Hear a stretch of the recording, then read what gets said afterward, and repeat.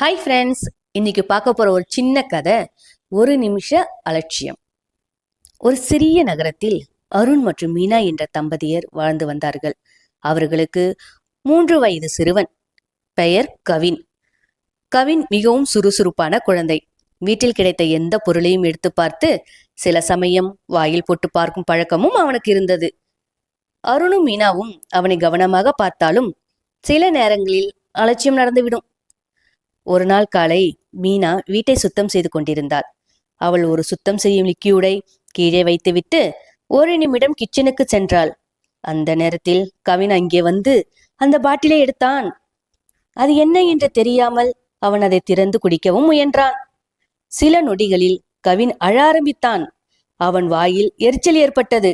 மீனா ஓடி வந்து பார்த்ததும் பதறிப்போனாள். உடனே அருணை அழைத்து அவனை மருத்துவமனைக்கு கொண்டு சென்றார்கள். நல்ல நேரம், பெரிய ஆபத்து ஏற்படவில்லை. ஆனால் மருத்துவர் சொன்ன அந்த வார்த்தை அவர்களை அதிர்ச்சி அடைய வைத்தது. இன்னும் சில நிமிடம் தாமதமானால் இது பெரிய விஷயமாகி இருக்கலாம். குழந்தைகள் எது நல்லது எது கெட்டது என்று அறியாது. பெற்றோர்தான் கவனமாக இருக்க வேண்டும்.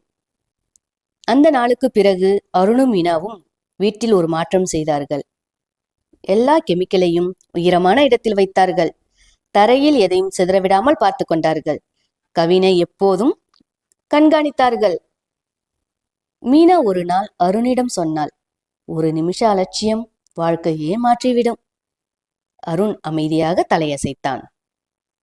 இந்த கதையின் மூலம் நம்ம என்ன தெரிஞ்சுக்கணும்னா, குழந்தைகள் அறியாமல் செய்கிறார்கள். ஆனால் அதன் விளைவுகளை சமாளிக்க வேண்டியது பெரியவர்கள்தான்.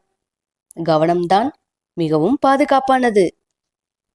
இது போன்ற கதைகளை கேட்கவும் பார்க்கவும் குருலட்சுமி சேனலை சப்ஸ்கிரைப் பண்ணுங்க. சப்ஸ்கிரைப் பண்ண அனைவருக்கும் மனமார்ந்த நன்றி. தேங்க்யூ. பாய்.